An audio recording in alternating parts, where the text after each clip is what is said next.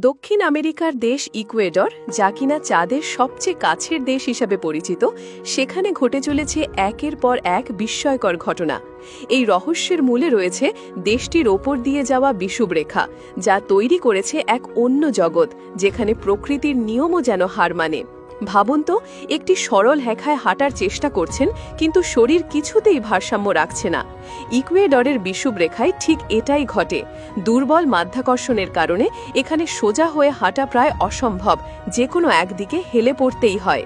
শুধু তাই নয়, এখানকার বিশেষ স্থানে বেসিনের পানি কোনো ঘূর্ণি ছাড়াই সোজা নিচে নেমে যায়, যা বিজ্ঞানের এক অদ্ভুত খেলা।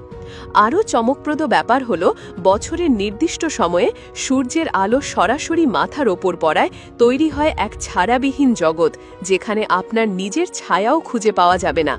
এখানকার মানুষ সূর্যের অবস্থান দেখেই সময় বলে দিতে পারে, ঘড়ির প্রয়োজন পড়ে সামান্যই।